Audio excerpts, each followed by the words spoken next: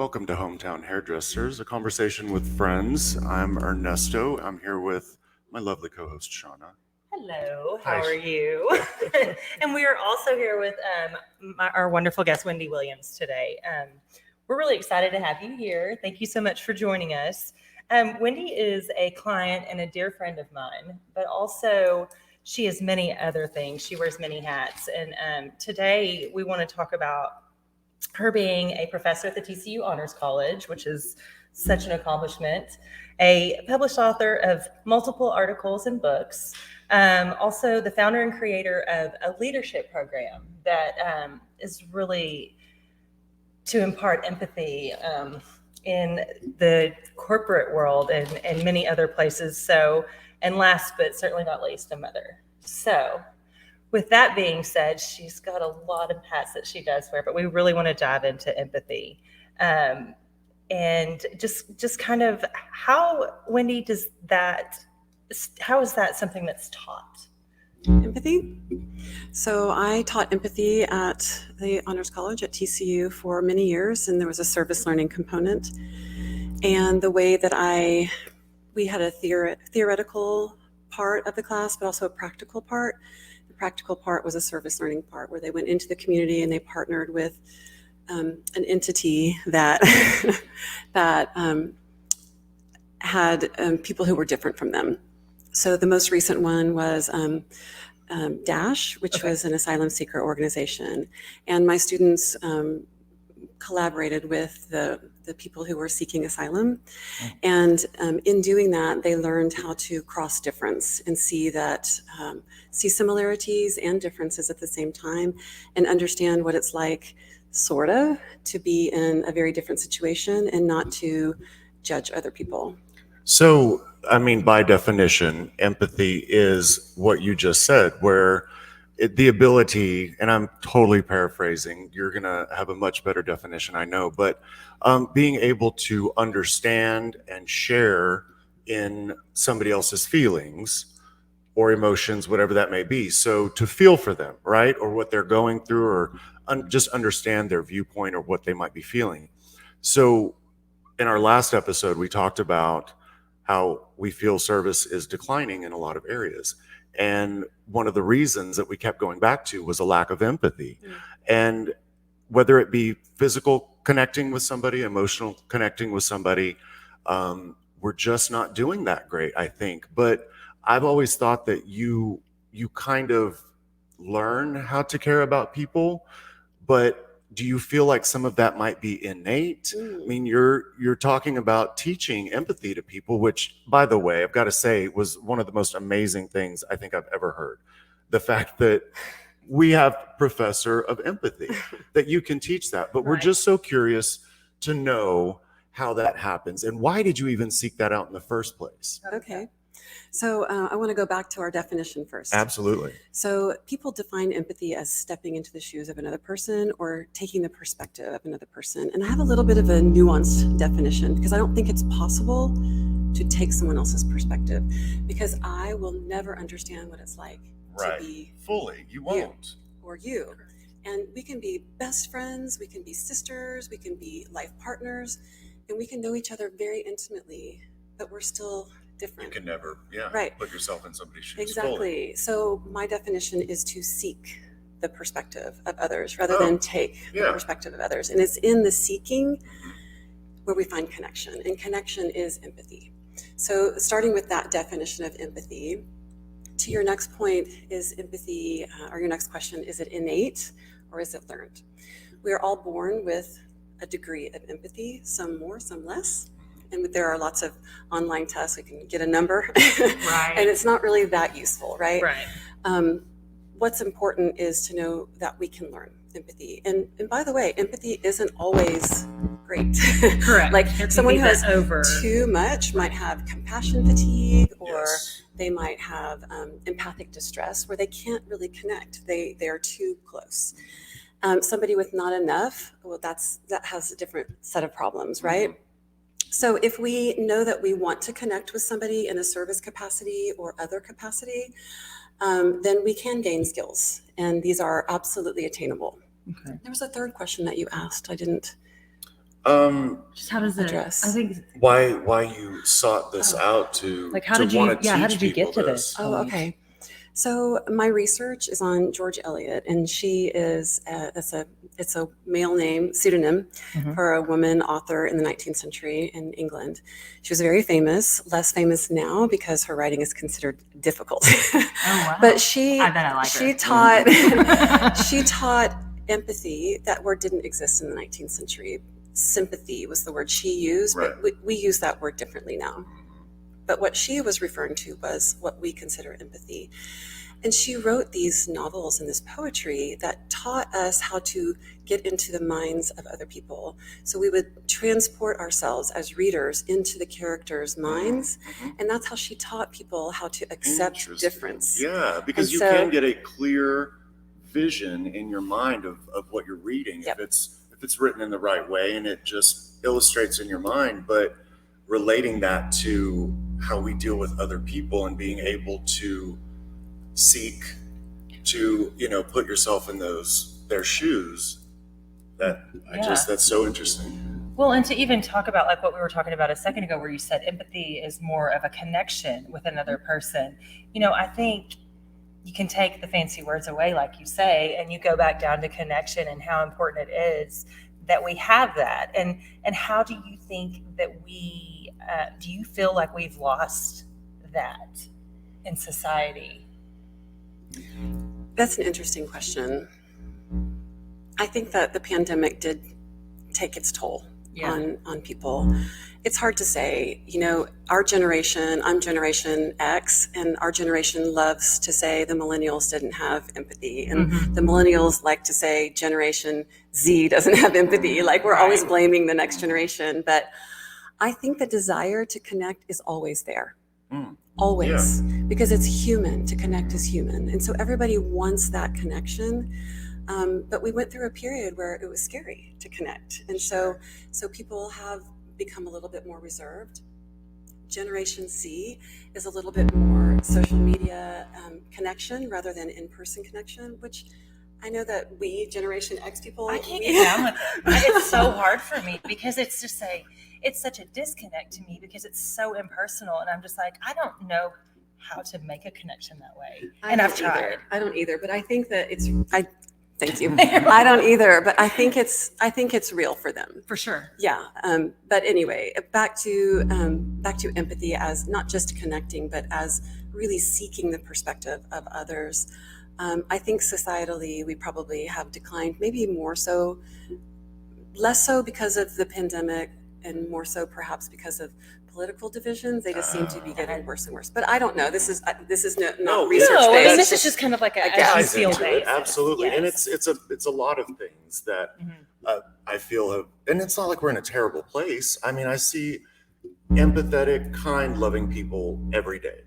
And so I don't feel like it's gone, but kind of back to the course that you're teaching and the program that you have, I just want to piggyback on what we asked earlier, what Shauna asked. And do you feel like there is empathy lacking in leadership, more so than with just us as a whole? Okay, that's a great question.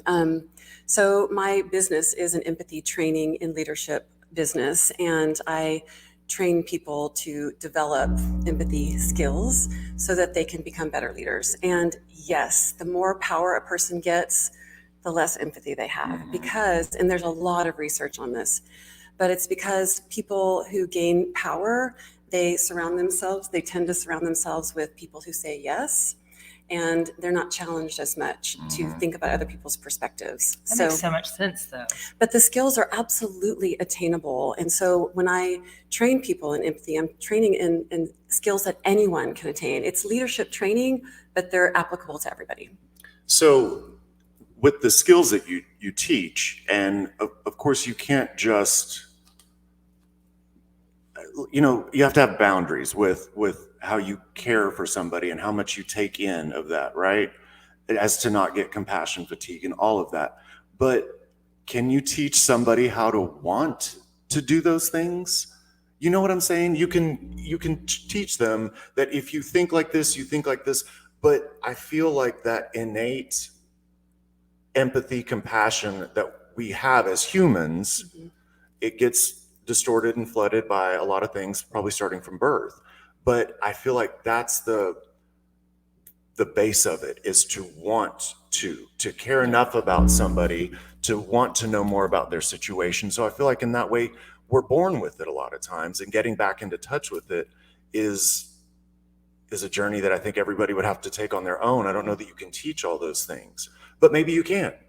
Well, and something that you had mentioned earlier, Wendy, is that we were talking about is self-awareness, and that there is such a what was the percentage? You said 10 to 15% of people. Yeah, everybody thinks they're self-aware, but only 10 to 15% of people are self-aware. And so, that's a lot of people. Right. Like, that really, to me, is shocking because, I want to sit here and say I think I'm pretty self-aware.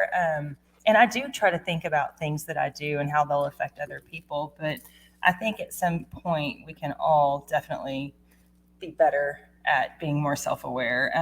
And I mean, for me, I don't know what that looks like for you, Wendy, but for me, like being more self-aware is just, like even just not extending an invitation to somebody without extending it to everyone, like not wanting to hurt people's feelings, wanting everybody to feel included, or, if you do some sort of gathering at work and everybody brings something, making sure that everybody knows what's going on and just feels included. Like that's the things that I try to do, or I try to, see the people who, may not get lots of hugs at home and, give them a hug or something, or just, love on them. And so, I mean, I think with what Ernie's saying is like, for people who don't have that, is it teachable? And I think, like you said, it can be. It obviously is. She's doing the thing, right? So you've got to have a general outline of either the steps that you take to get to that point.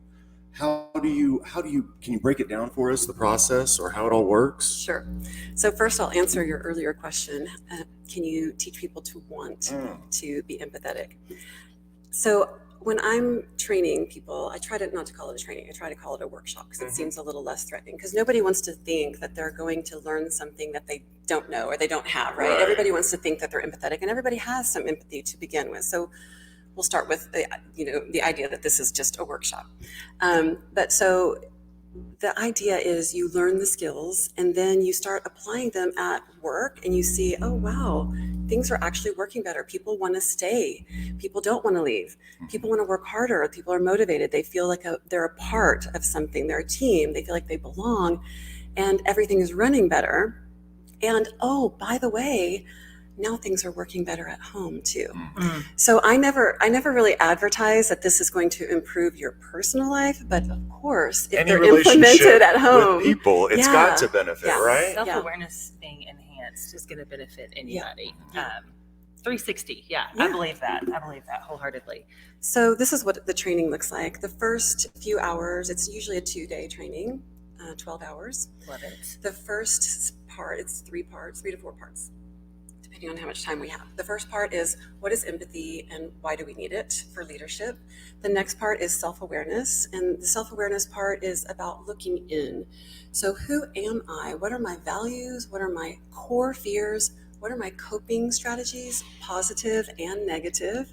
That's a hard look for a lot of people, It's a though. hard look. It's a deep dive. Yes, and to get anybody to hold that mirror up to themselves, to look at the good, the bad, and the ugly, it's difficult for a lot of people. So I feel like you could spend a lot of time there.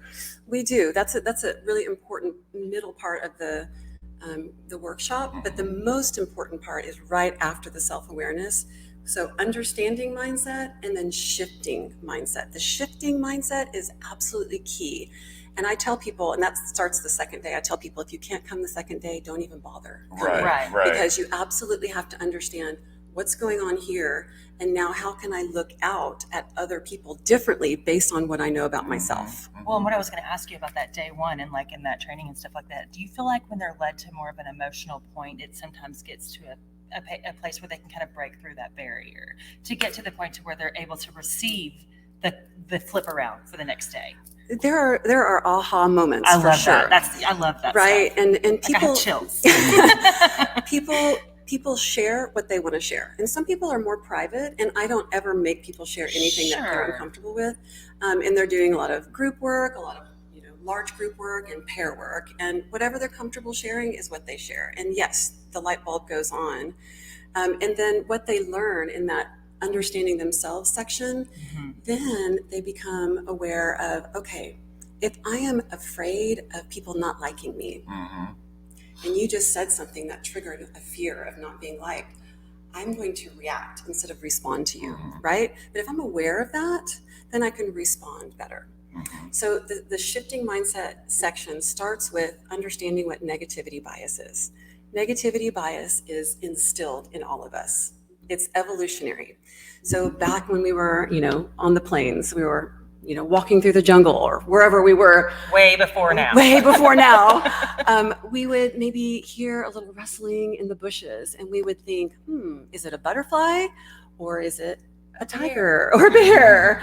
And it behooves us to assume it's the scary thing, right? And to kind of go to It's that easier fear-based to settle reaction. into that, isn't it? Yes. I mean, and so that's what we do now. And there's physical threat isn't there anymore. We're living in a world where there are emotional threats. And so when someone says something that triggers a fear, then I'm reacting the way I would as if there is a tiger that's about to jump out. Those cortisol levels go up. Yes, Our exactly. fight or flight mode kicks in. Exactly. And exactly. then we're in an icky place where we're defensive and shut Right, down and closed off. And so it's at that point that I register, my core fear is being triggered, or my value is being rubbed, my core value is being rubbed wrong, or something about me that I'm self-aware of now Right. is happening in my brain. Let me give you an example. Okay. So I was at the gym the other day, and the trainer came up to me, and there were 10 of us. It was a group training session, and there were 10 of us. And she came up to me, and she stood right in front of me, not anybody else, just me. And she started showing me how to do the exercise. And I thought to myself, Doing it right? did she sit there and watch me doing it wrong this whole time? Who does she think she is? I'll tell you what went on in my mind. I'll tell you exactly what went on in my mind. I thought, girl, I've been training longer than you've been alive. Love it. I'm sure that I know what I'm doing better than you do. And I could show you some things. Exactly. So she triggered my fear of being wrong, because my value, I have a core value of being intelligent. Okay. My whole life, people said, you're such a smart little girl. So that's important to me. And when someone makes me feel like I'm wrong, I'm triggered, right? And so in my mind, I had these negative thoughts where I went into this binary thinking, I'm right, you're wrong. Right. And we do this. We go into the I'm the victim, you're the perpetrator, and we magnify our virtues and the other person's faults, right? Just go into victim mode. We go into victim mode, right? And so this is a really silly example. No, not at all. It's a I'm very the- real example. It's true But- that we all get triggered this way. Yes, but what I did was I recognized, she's triggering my fear of being wrong value, or my fear of being wrong, and my value of wanting to be smart or appear as smart is being rubbed the wrong way. And so that's why I'm having this negative reaction. But actually, she's just doing her job. And she's actually doing a pretty good job. And she's So let me really, not be mad at the I lady know, outside and train me. I know. And so it's that moment that I decided to shift outward and choose gratitude. And so I looked at her. I'm so glad you said that. I looked at her, and I just looked at her with eyes of gratitude. We didn't have any exchange. All of this took place in my mind. And that's the kind of work that we do in the middle part of the training. Okay. So just kind of like where to focus the energy on and how to redirect it. And Yes. get the mind working in a more looking outward, grateful. Yes. So gratitude is one antidote to negativity. The other one that I teach is common humanity, where we find our common humanity. And then the other one is benefit of the doubt thinking. And so this one's hard, but probably the best one for me. Assuming that everybody's doing the best they can with the skills and the knowledge they have. Preach. And we do. And, and this is where I think that a lot of times, like whenever we get into you were saying politics. That'll be a flavor for later. No, we're keeping it. Politics, or you talk about like even TV or, news outlets, social media outlets, those are creating division and comparison and all of those things too as well. So I feel like as a society as a whole, we've got to be more gratitude focused, like you say, and looking outward, because if we're looking inward and we're focused on all of that, guys, that's a dark place nobody wants to be. And I just really believe that, like, so many things that you've said today have just really resonated in my heart as to, like, just refreshers that I've needed on this stuff. Like, well, it gives me hope, honestly, that there are chills other all over my body all this whole time, y'all. Look. I see them. No, that there's other people that live that way, and some people might think it to be hippy dippy granola, like hugging the trees and kumbaya. I'm gonna hug a tree. I'm fine with all of that, but some people just have that opinion towards thoughts like that. But to me, it's the most beautiful, human, real, untainted way to feel is to live in gratitude. Be grateful for, you can always find something to be grateful for. I'm grateful that I can feel the air blowing on me right now. I am grateful to be in this lovely house. Yes. But in any moment, it's a practice. We've got to keep doing it. But then the other thing that you said that I try to do daily is not assume the worst, assume the best. And when another silly example, but it happens every day, when you're in traffic, this happened to me. Traffic was backed up. I was pressing my time to get to work. I was pushing it, and it was backed up where it's not usually backed up. So of course I'm like, what the red? I'm angry about it. Yeah. And I'm like, whoever's up there holding this thing up is, whatever, just mad at them. All the colorful words, mad at them. And I thought, wait a minute. I'm going to assume that what's up there is way worse than what I'm experiencing right now. Could be worse. The person up there may have lost their life. They've got an insurance claim to file at the very least. They're stressed out. Like, I'm bitching because I'm in my car in the air conditioning. I'm going to be 2 minutes late for work. So don't assume that it's the worst thing in your mind that you can possibly think. And when somebody comes at you with a comment that triggers you and makes you get defensive, assume that that person that loves you or that didn't mean it in that way that you're assuming they did. Assume it's the other way around. 9 times out of 10, you're probably right.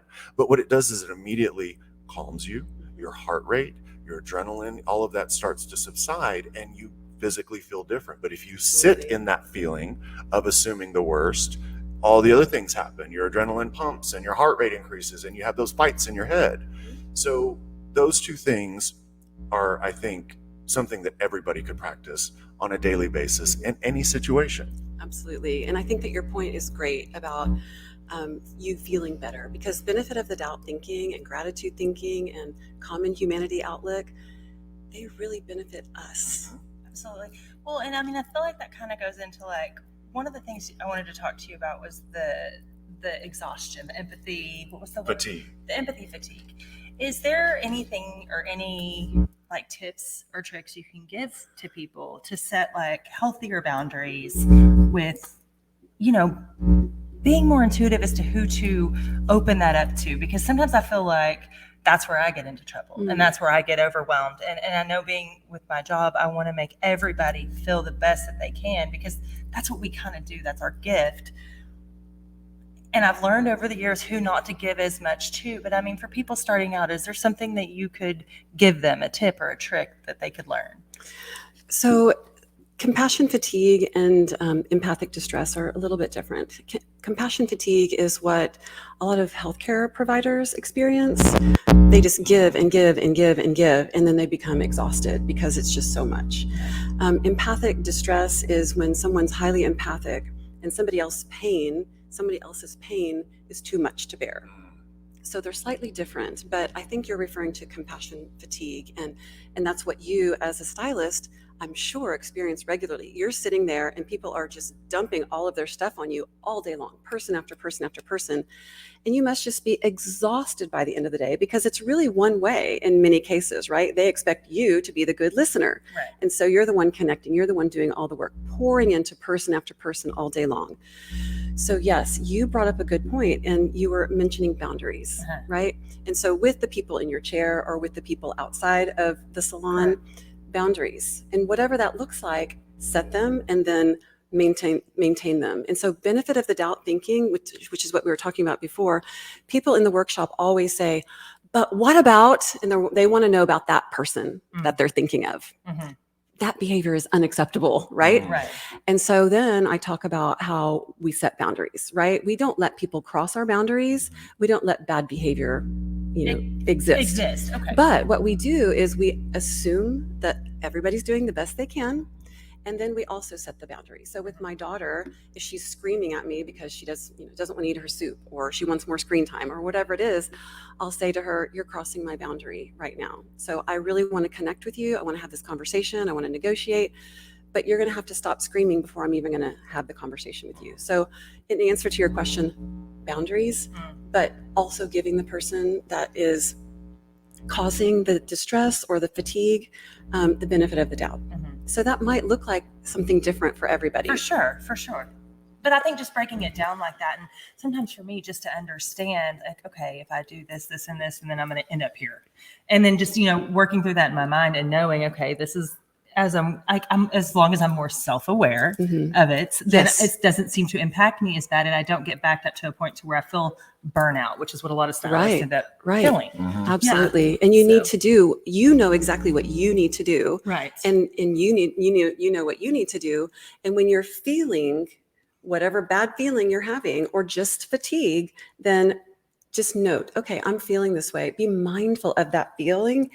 Feel how it feels in your body. Oftentimes it will, creep up right here for me. Some people get headaches. Some people feel it right here. It's, in their stomach.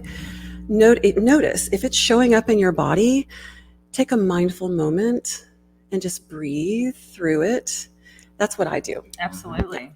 Breathwork, I think, is key. It really is key. And there have been times I've gone to the bathroom and taken 10 deep breaths in the dark, like turn the light off and just take 10 slow, deep breaths. And then they do like the 4 in, hold for 4 and 4 out. That's a really good. It's very regulating. Breath work. Yeah. So well, and it's measurable what it does to the body. Yes. If you had a heart monitor on in that moment before you go take your 10 mindful breaths, and after, your heart rate is going to be slower. Correct. I mean, all the good things happen physically. It is undeniable that it works. And getting yourself to that point that you allow yourself to step away and do the breaths, I think is so hard, even for people that know that it works, to remind yourself that go do it because it works. It works. So here, just a quick side note. I teach a class. I'm mindful. I'm certified in Koru mindfulness, and it's a training for a mindfulness program for college age students. So I created a class called Mindfulness for College Students, and I give them the assignment of meditating 10 minutes a day. And by meditating, I just mean they're going to sit still and be aware of the thoughts that come into their mind, right? That's all meditating is, awareness. And so 10 minutes a day. And so every time they come to class, I'll say, how's your 10 minutes going? And it's hard. It seems so easy, but it's hard. And I say to them, it's hard, but it's super necessary because you're so stressed out. You're so anxious. Give it to yourself as a gift. Don't think I need to get one more thing done. Prioritize your well-being. Be mindful, and you will calm down. You'll be less stressed. You'll be happier.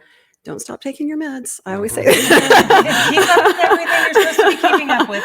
But don't you think as society, that's what we push people to be? And it's so hard it's like we push them to be this way. And you've got to operate at this speed, and it's got to be to this caliber. And if it's not, well, then you're not successful, and you're not this, and you don't fall into this social category. But then at the same time, it's like, okay, but stop and slow down and slow down and slow down. And so I think that, it is a constant balancing act. And I guess my main question is, and I don't know how much more time we have here, but what is something that you would like to give away to our listeners that, just something they can take away as a piece of wisdom from you, Wendy Williams, with all the things that you've taught us so far? Like, what is one thing you would like for them to know? Okay. So I never talked about the very last part of my program. Oh, we didn't get on it. I'm so sorry. That's we just okay. Get sidetracked. There we go. We're just having so much fun talking about self-awareness. Yeah. So the final part of the program is, once we are self-aware and we've shifted our mindset outward with gratitude mindset or with common humanity or benefit of the doubt thinking. And mindfulness is another antidote to negativity that I usually don't do in the corporate setting because people think it's too woo-woo, but it's real and it's good. It's so good. It's so good. But that's another one. So once we have done that and we're ready, we're positioned to connect, right? We haven't even done anything. Everything's in our mind so far. We haven't had a conversation yet, right? So there's communication now. Communication out of conflict is different than communication in conflict. Oh, it is. Communication out of conflict, that's when we're building the relationships at the workplace, at home, everywhere. And when we're building relationships, we're creating trust. When we have a high trust environment, then we're ready to tackle the conflict, right? So with empathic listening, which is what I teach with the communication out of conflict section, with the empathic listening, we are going to ask questions and listen and keep our mouth shut. That's right? difficult for a lot of people too. It's hard because for people who like to appear smart, we want to formulate our response because what we have to say is so much more important than what the other person has to say, right? So we're not listening if we're talking, and that's what we do. We interrupt, we minimize, we dismiss, we do all of the things. But we become aware of these, what I call communication killers. Some of those I just listed, the things that shut down communication. Thinking and not listening is a communication killer because you're not tuned in, right? So empathic listening is asking questions, good perspective seeking questions, open questions, not yes, no questions, open questions, not questions that are maybe too personal if you're in a work setting, but questions that are open, like, what could I do differently that could make me easier to work with, for example, right? And so empathic listening, good questions to build the relationship and build trust. And then we're ready for communication in conflict. Communication in conflict, our heart rates have elevated, we're not feeling so good, and so we're going to have a lesser ability to communicate.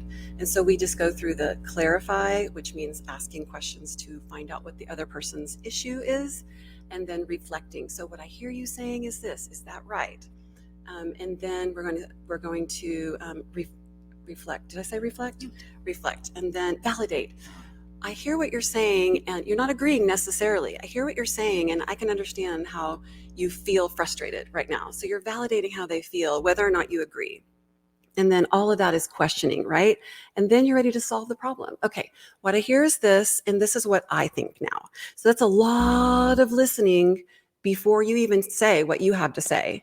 And then that other person is poised. They're not defensive because you have given them some validity and some comfort in what they have to say.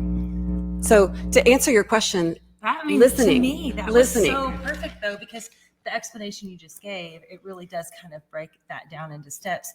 And I do think that sometimes people need that to understand, okay, well, if I do this, and this, I'm going to end up here. This is going to be my result. Because a lot of times people think, well, if I do this and it doesn't work, well, then they're not even going to keep trying. But the steps are so important. The steps you are need important. to do one to move to the next, Right. to move to the next. So just picking up on what you just finished saying of trying to do that with somebody and using those skills that you were talking about listening and giving it back and validating and all of that. If you were to just do that instead of doing the work before, it wouldn't be as effective, right? That's right.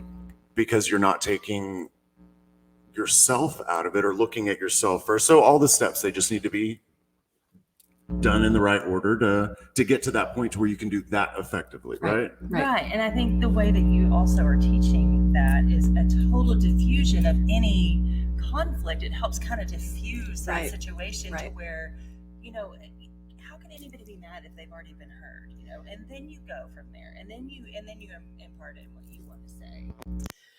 So to answer your question and just to emphasize it one more time, I think that empathy, the closest thing to empathy is listening to someone, hearing them. We cannot empathize with someone else if we don't truly listen to them. And when we're in conflict, the very most important thing we can do is listen first and then try to solve the problem. Because if we try to solve the problem, we're going to be saying, but, and the other person is going to become defensive, and you can't get anywhere when someone's defensive. Well, most people get reactionary, they react to somebody getting upset with them, whatever. But I think if you use these tools that you've listed and practice, your reactions change, which their reactions change, and you're able to have a what was the term used about the Communication killers? No. In conflict. Oh, communication in conflict. Yeah. So it. that whole thing changes. Yeah. And I notice it in my marriage, when I take the time to do, and not that I've taken all your steps, but I've done some of the things to help me get to this point. But, our fights used to be epic, 2-3 days worth. And now sometimes it's like 8 minutes. And oh, brother, that's a big deal. That's great. A big it deal. feels like a big deal every time we don't fight, but I feel like we're doing the right thing. But I'm so intrigued by your process and the things that you have to say, and would absolutely love to be one of your students, because Please come. It's fun. I think that you have a way of explaining things that's not over my head. And you are a kind and empathetic and lovely person. So it's nice to listen to you and look at you while you're speaking. It does help. And it sticks even more, right? But Thank you, Ernesto. It's true. So was that the last step?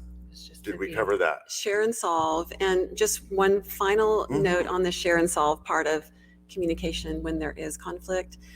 I teach problem-solving language, and what that looks like is using I statements instead of you statements, because you tends to put the other person on the defensive.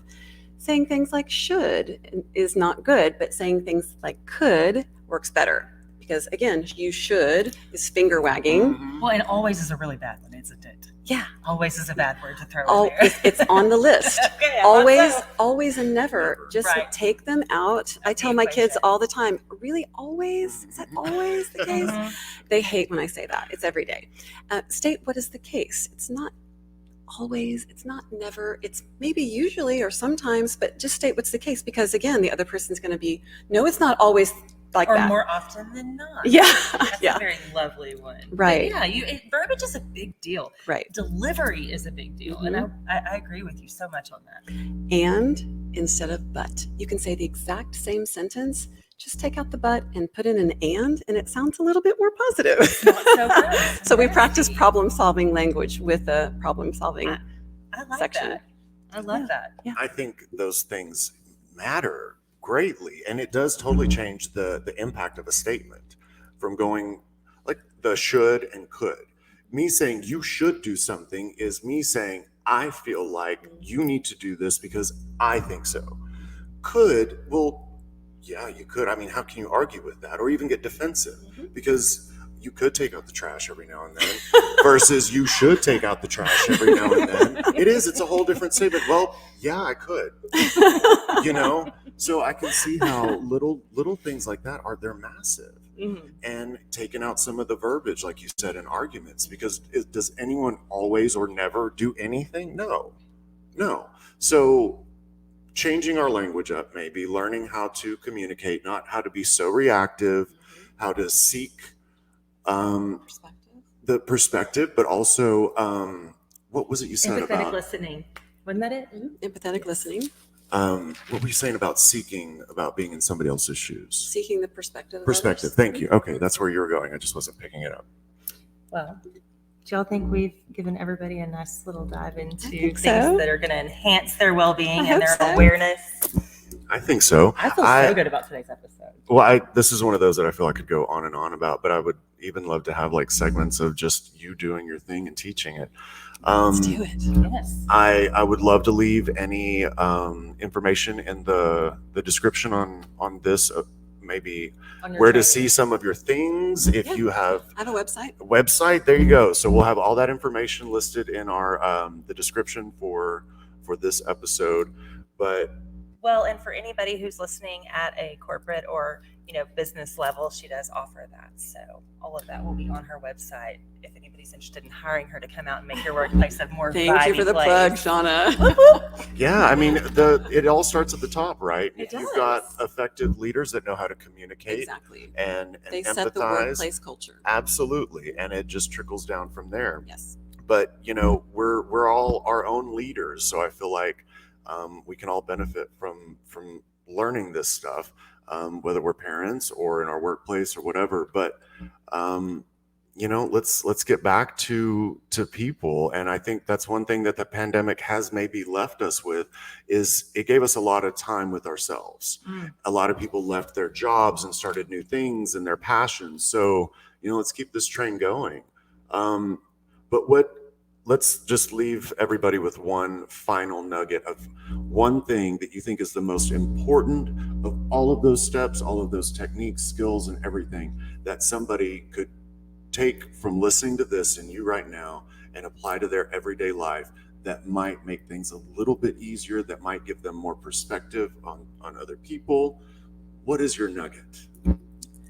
I'll give a little exercise. How about that? Perfect. I am a teacher after all. Let's do it. Okay.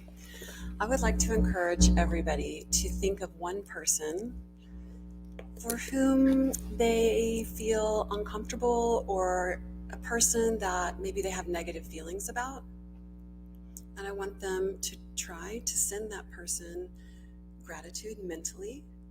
And if they can't do that, send it back to themselves. Because when we recognize that we cannot be grateful for somebody else, we are the ones suffering. And so we need to give it back to ourselves, right? So oftentimes in the trainings, I have people say, I can't give that person the benefit of the doubt. I cannot feel grateful for that person. And I say, then do something for yourself, because you're suffering, not the other person probably, but you are, and you need that healing. Yeah. So give gratitude to yourself on those days. On those days, yeah.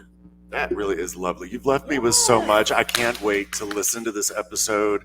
And because when we're doing this, right, we miss a lot of stuff, and we're doing it. But I love going back and listening. But I'm so excited to listen to you on this episode, because I think you've given us a lot. And so much information, and I'm so grateful for you. Thank so you, grateful Shauna. for you, Wendy. Thank you, Ernesto. This has been so fun. Well, thank you for having us in your home and for taking time to do this today. We appreciate it so much. And Shauna? Have we said enough? I don't think we've ever said enough, but we'll leave it there for now, yeah? Until next time, thank you guys so much. Thank you. Thank you. You guys be kind to yourselves and to others.